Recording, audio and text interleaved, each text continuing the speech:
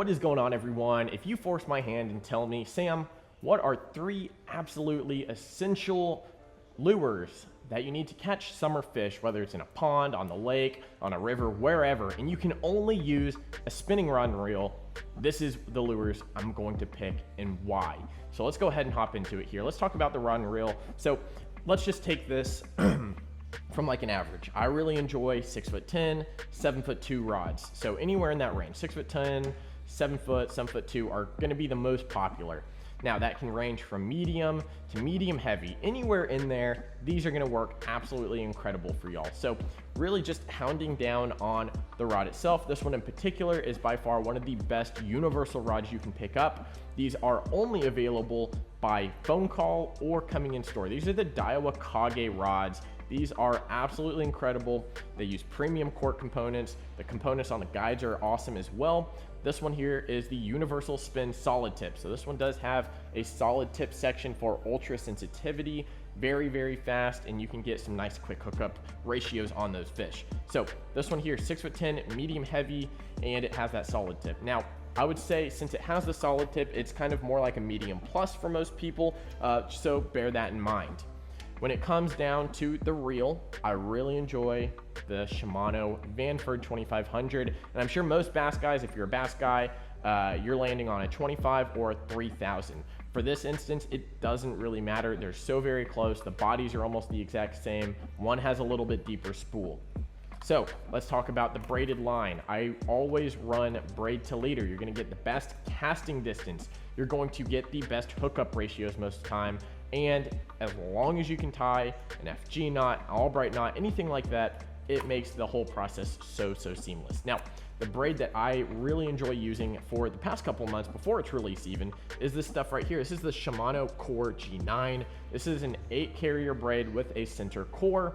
This stuff right here remains ultra supple. It moves very easily and eliminates a lot of the wind knot issues that you find in most common braids that are 5 carrier or standard 8 carrier.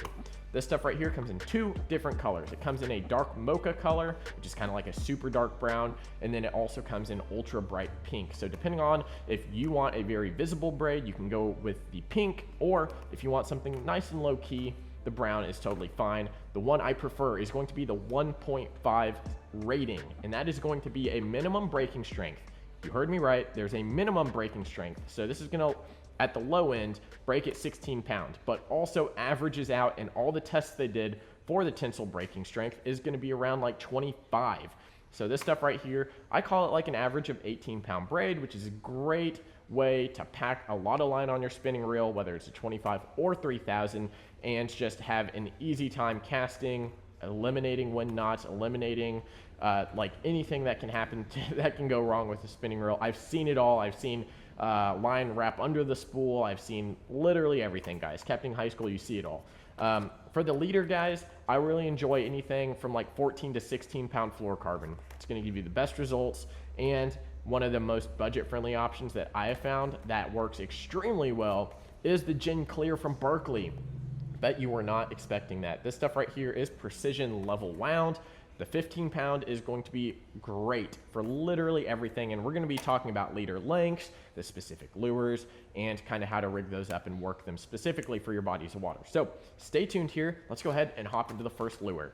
This is the Popper Junior from Strike King, more specifically the KVD Splash Junior. Comes in at 2¼ inches. It is going to be 3/16 of an ounce. So most of the time with weight, you don't have to worry about the low end of the weight with your spinning setups. It's always the high end. You don't want to throw a big old ½ ounce jig on this rod. You don't want to even throw like 3/8 ounce most of the time, like a chatterbait. It's just too much. But at the low end, this is 3/16 of an ounce. You can bomb cast this across whatever body of water you're using, so long as you've got the right braid and the right leader. Now, when it comes to this lure here, the popper, there's so many poppers out there on the market. This is one that I used when I first started fishing, and it has been absolutely incredible. I've caught so many giant fish on ponds and lakes with this one. Now, it comes with a feathered treble hook. So let's talk about some of the retrieve and where to fish these. If you're on a pond, guys, or anywhere, generally, look for isolated pieces of cover, especially in the summertime.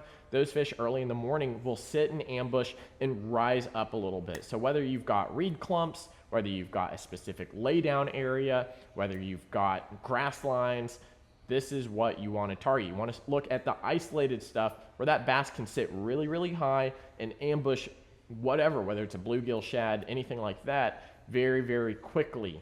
They're not typically sitting down ultra low in the summertime in the mornings or at dusk. A lot of the time they rise up because the bait fish, the bluegill, everything is feeding up to kind of cool off as much as they can.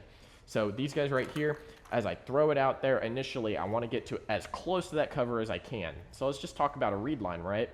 If a whatever piece of prey, whether it's like a frog, let's just take frogs for instance, they're easy. A lot of the time I'm going to get my bait right next to that piece of cover, that reed line, give it one pop and let it sit. If there's a fish there, more often than not, they're going to hit it as soon as it hits the water. So be prepared, have that drag set ready to go. First cast, let it sit, give it one pop, bloop, not a fast pop. I mean, I'm talking like you want to sit there, rod horizontal, and you just want to kind of pull down nice and easy, not super fast, but just like a nice, easy bloop. And that's going to really keep that lure in the spot and give it the best sound. And most of the time, I either go straight braid or I run like a 1 foot fluorocarbon leader. That's going to help a little bit of the action, keep that nose down a little bit to give you a good solid splash. So again, slower pop initially. As you move out of the cover, let's say you're not paralleling the reed line, let's say you're casting to the reed line and you're just pulling it away.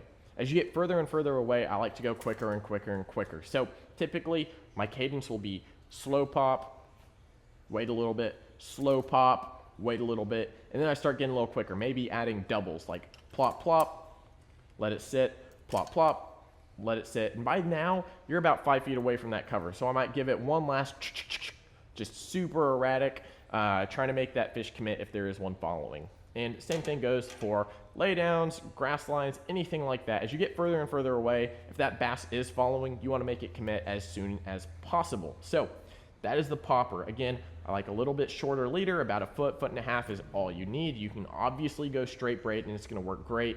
You just have to be mindful not to set the hook too hard because straight braid has a tendency to pop really, really quickly, especially on anything straight braid. So be mindful of that. Favorite knot for braid to leaders, the FG knot, the Albright knot works great. If you're going straight braid to a bait, make sure to tie the Palomar knot. That is going to be the best one for braid that I have personally found. Your clinch knots and anything like that is going to fail. Typically, as you pull tighter and tighter, that knot will slip. So San Diego Jam clinch knots are great for fluorocarbon mono, not so much braid. So make sure you're tying a Palomar knot. Again, lots of other bait options out there. Yellow Magic. I mean, every single company's got a popper now, it seems. So this is just one that I found so much success in, especially in ponds. Same thing with the lakes. Very, very good universal for the spinning setup here. So next up, let's talk about this bad boy. This is the Megabass SV3 spinnerbait. This is a 1/4 ounce single willow spinnerbait. This guy right here is absolutely incredible at just covering water. So first thing in the morning, throw in the popper. Second thing in the morning, I'm going to switch it up, throw the spinnerbait. And same thing with the popper. You want to focus on isolated cover. Now, as the sun goes up, we want to go a little bit lower. A lot of the time, as you're looking around a pond, you've got retaining walls or kind of seawall style things. A lot of the time, those fish will be suspended right up on those at some capacity. So taking the seawall, for example, I'm throwing first cast up there and immediately reeling. As soon as that bait hits the water, I'm going to start reeling and expect a bite very, very quickly, just like the popper. Same deal, except this one is actively moving away from the fish and acting like a bait fish. And one thing that I don't see a lot of anglers do nowadays is keeping your rod tip next to the cover. So as I'm throwing down a seawall, let's just call it this wall right here, I don't want my rod way off from the seawall. That's going to pull my bait further and further away. I want to make sure my rod is right on that piece of cover and making sure I put the lure right where the fish is. Second cast, I might let it sink about 1.5 seconds, maybe 2 seconds, and start reeling it in. And you want to find that perfect cadence on your retrieve to make sure that bait is sitting nice and level. You don't want it to just go down. You don't want it to go straight up, guys. So as you're reeling these, again, 1/4 ounce, very easy to throw on just a standard 6'10", 7 foot medium heavy spinning rod or reel combo. This one, I will use a little bit longer leader, anywhere from about 3 to 4 foot. This is going to be a good range to allow a little bit of stretch. I highly recommend Palomar knot to the spinnerbait, FG knot to the braided line for your fluorocarbon.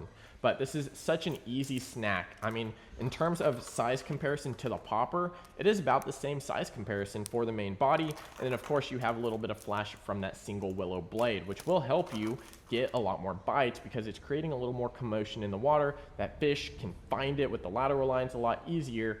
And again, depending on how you retrieve this bait, whether you want to kind of like just pull it, whether you're just straight retrieving, you can do literally whatever you want. Just make sure you're getting down in that cover as much as possible.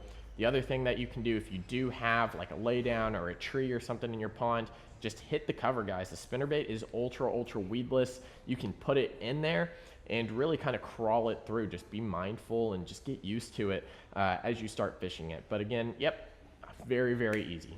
Cast and retrieve. You don't have to complicate it, but if you want to complicate it, you can have a lot more success. Trust me, guys. As we move later in the day, or really all times of the day, the Senko, and more specifically, the black Senko. This one right here, Yamamoto does make black Senkos. I think Yum makes black Senkos. A lot of people don't talk about these, but it is ultra deadly, especially in the summertime. Now, low light conditions, obviously it's really good. As you go further and further down in the water column, black is incredible because it throws off a great silhouette. Black and blue, another great summertime Senko color. A lot of guys will typically throw watermelons, throw green pumpkins. Straight black is my go-to in the summertime, only because not a lot of people are throwing it. Number two, it just throws a silhouette. So if you're trying to imitate crawfish or bluegill or shad or literally anything, the bass just has a universal picture of whatever thing you're trying to imitate. Now, for this one, leader size is very important, especially when utilizing certain hooks. So I personally will start at 4 foot and go further and further. So 4 foot to around 7 foot is going to be what you want. You don't want to reel that knot into the reel as you're casting or as you're reeling, right? So eliminating that around that 6-ish foot range for your leader will take care of all that for you. And having a little bit longer leader, especially fluorocarbon, is going to allow you to have a little bit of stretch if you need. Of course, set your drag as needed. Hopefully you know how to do that. If you don't and you're just starting off and you want to set your drag on your spinning reel, make sure to tighten it down and just start loosening it. And I want you to take your hand and just grab on as tight as you can to that line and start pulling. You want a good amount of resistance, right? So what I typically do is just really pull until it just barely moves and I'm able just straight palm, not wrapping it around your hand, just straight palm pulling it. And that's going to give me a great just kind of universal drag for most things. And that's going to work very well for you. So black Senko, how am I rigging this? This has got to be done with a wacky rig. This is going to allow you to fish all sorts in all portions of the water column. And one of the most important things I tell people is, in the summertime especially, if you're fishing a pond or a lake, just leave it there. I see people all the time take their spinning rod with the wacky rig, a drop shot, a Nico rig, any technique that should be fished near the bottom is just this. They just sit there, shake the rod the whole time. I'm like, guys, whenever you shake the rod, it pulls the bait up. There's already resistance from the braid and the fluorocarbon pulling that bait up. Whenever you shake it and move it, that thing's coming up. Here's what I suggest for you. If you're not having a lot of success with wacky rigs, do this. Throw it out wherever you want to throw it out. Let it get to bottom. Just literally don't even touch it. Don't even reel in that much slack. Just almost full slack line. Let it hit bottom. Engage. And then with the rod tip, rise and fall. And just let it go slack again. Don't even reel. Don't even touch your reel. Rise and fall. And eventually you'll get to the point where you've just got so much slack out, and then reel a little bit of it in. But literally throw it out, let it sink, and just slow rise, slow fall, right? That is like the universal way to catch a fish. I'm sure that's how everyone was taught how to throw a Texas rig. Same thing applies to wacky rigs and bottom style baits, but this is very important in the summertime. A lot of the time, as bait fish die, like bluegill and crawfish or shad, they're sinking down to the bottom, and that is what you're really imitating with a wacky rig Senko. Now, if you want to save baits, definitely utilize the crossover rings or the Nico hacks from G-Crack. These guys right here are going to save you a lot of money on Senkos. And the hook that I recommend the most is going to be right now the Jungle Wacky Weedless. It has an ultra wide gap compared to a lot of other ones out there on the market. The 2-aught for me is very, very good, especially if I'm not utilizing a crossover ring or a Nico hack, just because that Senko takes up a large bulk of that hook and you want to have the best hookup ratio possible. Now, the weedless portion doesn't make like a ton of difference. The weed guards aren't that good. If you want as like weedless as you can get, go with the Ryugi Heavy Guard or regular guard talisman. Those are going to allow you to fish in the cover as much as possible. So these guys right here, my top 3 summer lures to only throw on a spinning rod. I hope you enjoyed it, guys. The popper, the spinner baits, the Senkos, everything in this video here will be linked down below, and I hope you go check it out. If you aren't following the social media, make sure to follow the Facebook and Instagram for constant updates of what new products we get in the store, quickie drops, swim bait drops, stuff like that. And if you are interested in checking out this 6'10" Kage rod from Daiwa, definitely shoot me a call. Phone number is 940-668-2573, and we can set you up with one of these bad boys. These universal solid tips are absolutely incredible, and I hope you check them out. So thank you so much for watching, guys. We'll see you in the next video here at Lake Pro Tackle. See you guys.